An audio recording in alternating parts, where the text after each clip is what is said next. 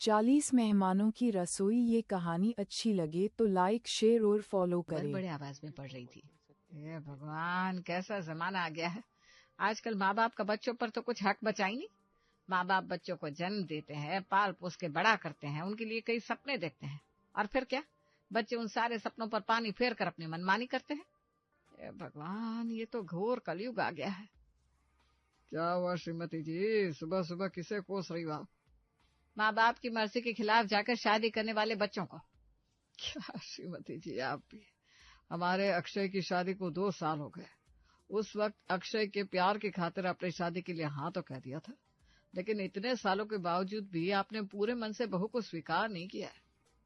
मेरे स्वीकार करने से या न करने से क्या फर्क पड़ता है? इस घर में मेरे हिसाब से कुछ होता है क्या? कुछ सालों पहले मैंने आपसे कहा था अक्षय को पढ़ने के लिए शहर मत भेजिए, उसे अपना कारोबार सिखाइए, लेकिन तब आपने मेरी एक नहीं मानी। आपको तो अपने बेटे को शहर भेजकर समाज की नजर में दिखावा करना था ना।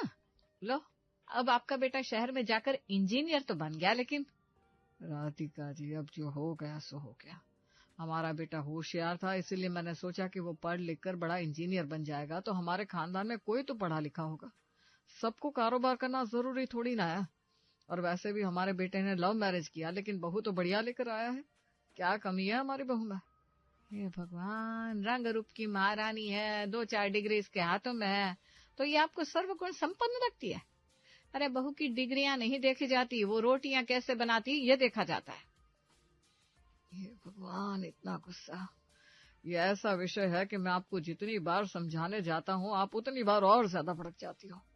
एक पढ़ी लिखी लड़की आपके दिल में जगह बनाने के लिए घर के तौर तरीके सीखने की जितनी कोशिश कर रही है, उसकी कोशिश न जाने कब आपको दिखेगी और कब आप उसका स्वीकार करोगी। चलिए, अब ये पेपर साइड में रखिए और अपने गुस्से को अपनी बहू के हाथों की अदरक वाली चाय से शांत कीजिए। इनको क्या लगता है कहने में? शर्ट से लेकर चप्पल तक, स्कूल बैग से लेकर कॉलेज बैग तक, हर एक चीज मैं पसंद करती थी अपने बेटे के लिए, और वो आंख बंद करके मेरी पसंद पर भरोसा करता था। वही मेरा बेटा इस अकेली लड़की के लिए मैंने पसंद की हुई लड़कियां ठुकरा देता है, और ये कहते हैं मैं इस लड़की का स्वीकार कर लूं। कैसे? अरे मुझे अपनी बहू में जो गुण चाहिए थे वो इस लड़की में बिल्कुल भी नहीं है, फिर भी मैं इसे स्वीकार करूं कैसे? मेरे बेटे की जिंदगी में मुझसे ज्यादा अहमियत अब इस लड़की की है, ये बात का स्वीकार कैसे करूं मैं? इसे बहुत शौक है ना मेरी बहू बनने का, मेरे बेटे की जिंदगी में मेरी जगह लेने का, तो इसका ये शौक मैं पूरा करूंगी। हर माँ अपने बेटे की शादी के लिए अरमान से जाती है, लेकिन हर बार वो पूरे होंगे ही ये जरूरी थोड़ी ना है। कभी कभी अपने बच्चों की खुशी को अपनी खुशी मानकर हमें आगे बढ़ना चाहिए पूरे मन से। राधिका का बेटा अक्षय, जिसने लव मैरिज की थी, बेटे की खुशी के लिए राधिका ने शादी के लिए हाँ तो कह दिया था, लेकिन 2 सालों के बाद भी वो अपनी बहू को स्वीकार नहीं कर पा रही थी। हर दिन हर रोज अपनी बहू को परेशान करने के लिए नए नए नुस्खे आजमाती थी। ऐसे ही एक दिन राधिका की बेटी सपना अपने मायके आती है। हे भगवान, सुबह से पूरा शरीर दर्द कर रहा है, लेकिन किसी को मेरी इतनी फिक्र का है कि कोई आकर मुझे मेरा हाल हवाल पूछ ले। आजकल मेरा बेटा तो मेरा रहा ही नहीं, और मेरी बहू तो मुझे कुछ समझती नहीं। इसके माँ बाप सास ससुर से अलग रहते थे, इससे कभी अपनी माँ को अपनी सास की सेवा करते हुए देखा ही नहीं, तो यह कैसे करेगी अपनी सास की सेवा? अच्छी बहू बनने के लिए पहले अच्छे खानदान की बेटी होना जरूरी होता है। माँ जी, सुबह से आपको 2 बार गर्म पानी की थैली देकर गई हूँ, 2 बार आपकी चाय और 1 बार आपका नाश्ता भी हो गया है, फिर भी आप कह रही हैं कि इस घर में आपको आपका हाल हवाल कोई नहीं पूछता। देखो देखो मोहल्ले वालों, मेरी बहू मुझसे कैसे जुबान लड़ाती है। तुम्हें अपने रंग रूप का, पढ़ाई का, जॉब का बहुत ज्यादा घमंड है ना, लेकिन मेरी एक बात कान खोल कर सुन ले, अच्छी बहू बनने के लिए डिग्रियां काम नहीं आती। काश मेरी बेटी यहाँ होती, वो तुम्हारी तरह सिर्फ फॉर्मेलिटी के लिए मुझे चाय पानी नहीं पूछती, मेरे पास बैठकर मेरे हाथ पैर दबा देती।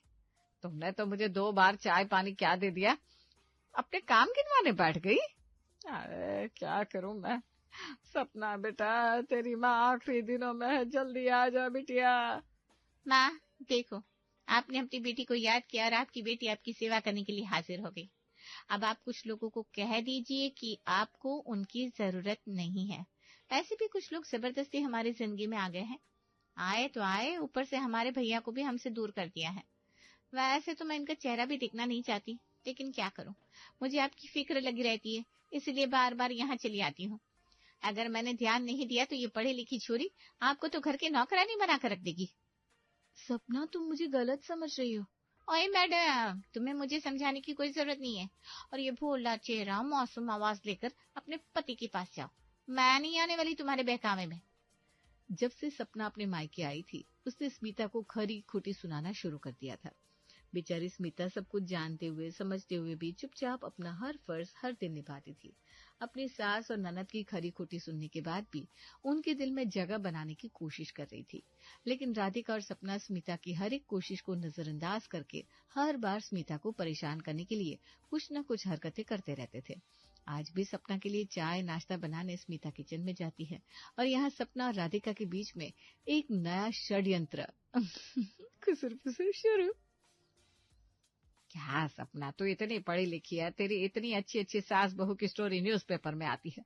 तेरी सास बहू की स्टोरी को यूट्यूब पर भी कितने अच्छे लाइक्स मिलते हैं, लेकिन तू मुझे स्मिता को परेशान करने के लिए जो भी नुस्खा बताती है वो हर बार नाकाम हो जाता है। तूने कहा कि प्रेस से अक्षय के कपड़े खराब कर दो ताकि अक्षय इस पर चिल्लाए। इसने अक्षय के लिए बनाई हुई उसकी पसंदीदा सब्जी खराब कर दी, मैंने वो भी किया। स्मिता जो जो अच्छा करती है मैंने वो हर काम खराब करने की कोशिश की, लेकिन अंत में स्मिता तो हर एक चीज को ठीक कर ही लेती है। ना अक्षय उस पर गुस्सा होता है और ना ही उन दोनों में झगड़ा होता है।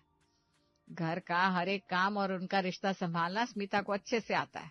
स्मिता को परेशान करने के लिए मैं जो कोशिश करती हूँ हर कोशिश मुझ पर ही भारी पड़ जाती है।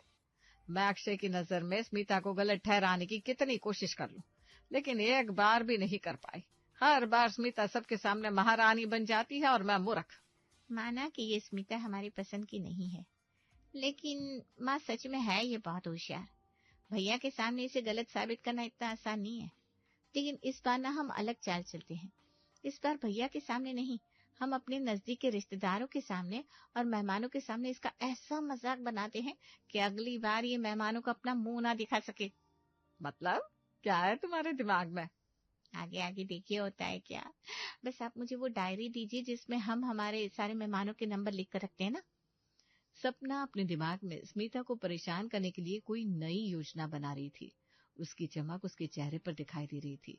स्मिता का मजाक बनने वाला है, इस बात से राधिका और सपना बहुत ज्यादा खुश थे। सपना मोबाइल फोन अपने हाथ में लेती है, डायरी में जिन जिन रिश्तेदारों के नंबर थे उसमें से कुछ रिश्तेदारों को फोन करती है। थोड़ी देर बाद दरवाजे की घंटी बजती है।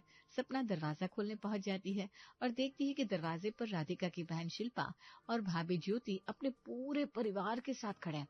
जैसे ही सपना दरवाजा खोलती है सबके सब एक साथ अंदर घुसते हैं।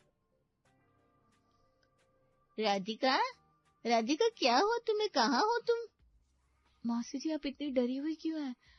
माँ जी तो आपके सामने ही तो बैठी हुई हैं। दीदी, आप हमसे छुपा रही हो ना? क्या हुआ बताओ जल्दी। आपकी चिंता हमें इतनी खाए जा रही है कि हम यहाँ तक कैसे आए हम आपको बता भी नहीं सकते। मामी जी, मौसी जी, आप सब लोग आराम से बैठ जाइए। माँ बिल्कुल ठीक है, माँ जी को कुछ नहीं हुआ। अरे तुम चुप करो, हमें चिंता ना हो इसलिए तुम लोग झूठ बोल रहे हो।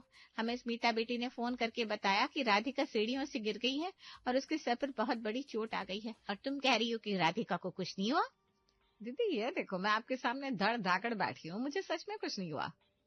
दीदी आपको कुछ हुआ नहीं, फिर आपके बारे में स्मिता ने हमें फोन करके ऐसा क्यों बताया? मामी जी, मैंने आपको फोन किया कब? मैंने तो किसी को कोई फोन नहीं किया। हे भगवान, मेरे बारे में ऐसी अफवाहें कौन फैला रहा है फिर?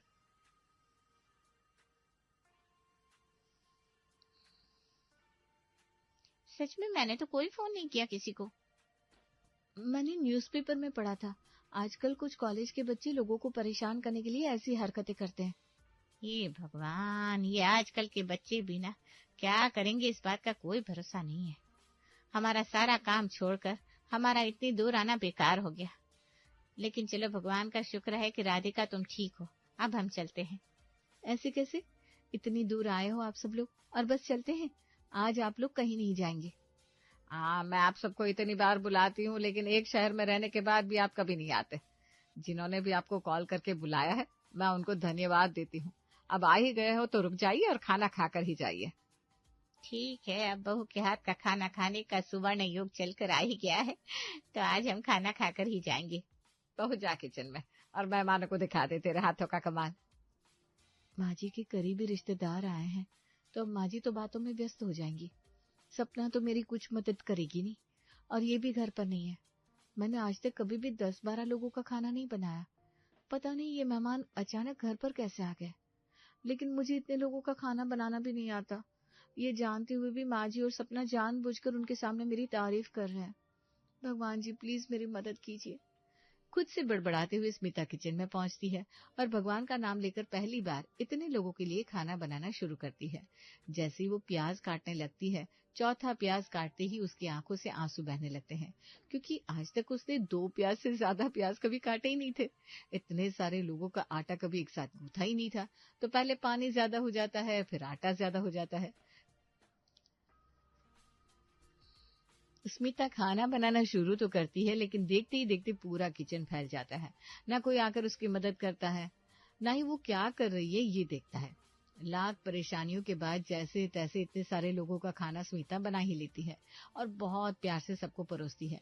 ढेर सारी बातें करने के बाद और खाना खाने के बाद अब वक्त था मेहमानों के निकलने का। राधिका तो जब भी फोन करती है हर बार अपनी बहू की शिकायतें करती है।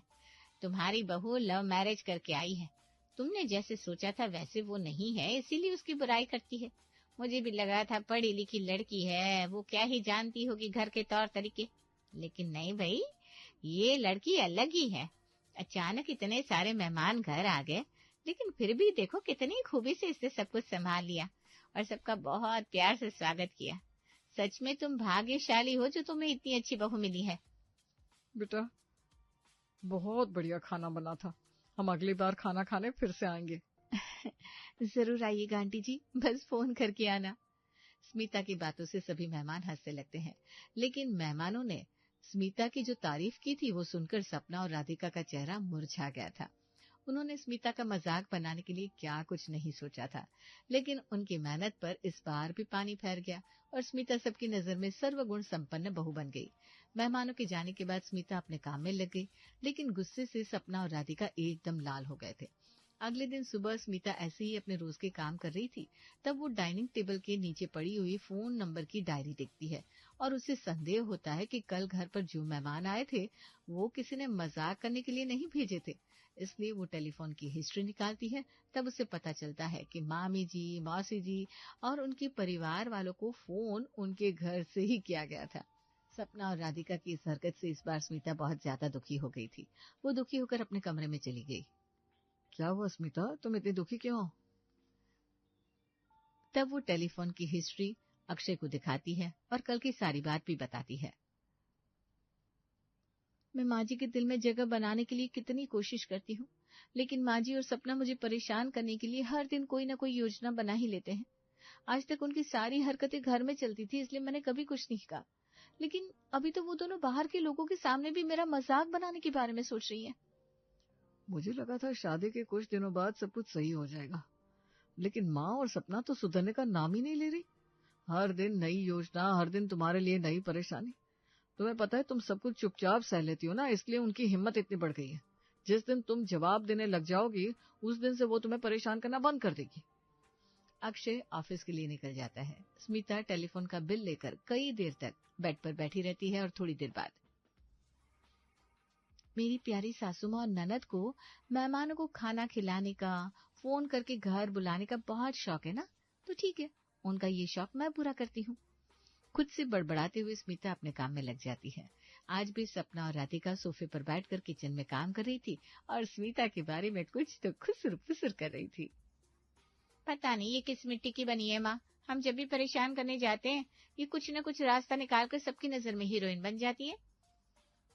पता नहीं 10-12 लोगों का खाना इसने इतनी आसानी से कैसे बना लिया, लेकिन शुक्र है भगवान का कि इसे पता नहीं चला। उन सारे मेहमानों को तुमने ही बुलाया था, नहीं तो ये अक्षय को बता देती और मेरा लाड लाकर मुझे खरी खोटी सुनाता, मेरे सामने अपनी पत्नी की तरफदारी करता। माँ मेरे पास एक और आइडिया है। आपका बर्थडे आ रहा है, आपके बर्थडे का बहाना बनाकर हम और लोगों को घर पर बुलाते हैं।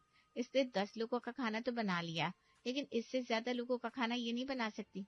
मुझे यकीन है इस बार ज्यादा लोगों का खाना बनाने की होशियारी ये दिखाएगी और सबके सामने पक्का मूर्ख बन जाएगी। बिल्कुल सही कहा तूने। और इस बार तो अक्षय भी मेरे बर्थडे पर घर पर नहीं है इसकी मदद करने के लिए। भाभी। आज तो चमत्कार हो गया, मेरी ननद मुझे भाभी कहकर बुला रही है। जरूर कुछ खास काम होगा, है ना सपना? मुझे आपसे कोई काम नहीं है, वो तो मैं बस कह रही थी कि परसों माँ का 50वां बर्थडे है, तो माँ की सारी सहेलियों को मैं घर पर बुलाना चाहती हूँ। सारा इंतजाम आपको करना है, इसलिए पूछ रही हूँ, आप कर पाओगी या मैं खुद कर लूँ? अरे बुला लो ना, मुझे कोई दिक्कत नहीं है, बस थोड़ी बहुत मदद कर देना। सबको बुला लो, और सहेलियों को ही क्यों, हमारे सारे रिश्तेदारों को भी बुला लो। हमारी पुरानी पड़ोसन नीता आंटी को मैं फोन कर देती हूँ। मेरी बिल्डिंग की कुछ सहेलियां हैं, उनको भी बुला लेती हूँ। हाँ हाँ, बुला लो, मेरा क्या जाता है। जितने ज्यादा लोग होंगे उतना ज्यादा तुम्हारा मजाक बनेगा। मैं तो अभी से एक्साइटेड हूँ तुम्हारा उतरा हुआ चेहरा देखने के लिए। अब बुला लो बहू, तुम्हें जिसे बुलाना है उसे बुला लो।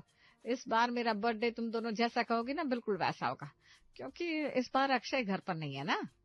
घर में स्मिता को परेशान करने के लिए और सबके सामने उसका मजाक बनाने के लिए एक नई योजना बन रही थी। परसों ही राधिका का बर्थडे था, इसलिए आज से ही सारी तैयारियां शुरू हो गई थी। सारे मेहमानों को घर पर ही बुलाना था, इसलिए सारा सामान ऑर्डर कर लिया गया और सारे मेहमानों को चुन चुन कर फोन किया गया। आस पड़ोस के लोग, सहेलियां, जान पहचान वाले सबको स्मिता और सपना ने मिलकर बर्थडे का न्योता दिया। 2 दिन स्मिता और सपना बर्थडे की तैयारी में बिल्कुल व्यस्त थी। फिर आता है बर्थडे वाला दिन। शाम के वक्त मेहमान आना शुरू हो जाते हैं। स्मिता की खाना बनाने की थोड़ी बहुत तैयारी हो गई थी। बहू तुम खाना बनाना शुरू कर दो, इतने सारे मेहमानों का खाना बनाने के लिए काफी टाइम लगेगा। नहीं माँ जी, हो जाएगा, एक बार सबको आ जाने दो ना, मैं बना लूंगी। अच्छा ठीक है। देखते ही देखते पूरा घर मेहमानों से भर जाता है। सभी मेहमान आ जाने के बाद स्मिता सबके लिए खाना बनाने के लिए किचन की तरफ जाने लगती है। तभी टेबल से टकराकर गिर जाती है और उसके पैर में, हाथ में चोट आ जाती है। हे भगवान माँ जी, ये क्या हो गया? मुझे तो ठीक से खड़ा भी नहीं हुआ जा रहा। घर में इतने सारे मेहमान आए हैं, सबके लिए खाना बनाना है, कैसे होगा? सपना, अब क्या करें? माँ जी, अब तो एक ही रास्ता है। मैंने खाने की थोड़ी बहुत तैयारी करके रखी है सभी मेहमानों के लिए। अब आप दोनों ही खाना बना दो। अगर ये सारे मेहमान हमारे यहाँ से भूखे चले गए तो बाहर जाकर हमारे ऊपर थू थू करेंगे। सपना, ये क्या कर दिया तूने, खुद भी फंस गई और मुझे भी फंसा दिया। पता नहीं हर बार हमारा किया हमारे ऊपर ही कैसे पलट जाता है। माँ, मैं तो जो कुछ भी करती हूँ बहुत सोच समझ कर करती हूँ, लेकिन आपका लाडला इस घर में मुझसे भी ज्यादा होशियार लड़की लेकर आया है। हम जब भी इसे फंसाने चाहते हैं, हम खुद ही फंस जाते हैं।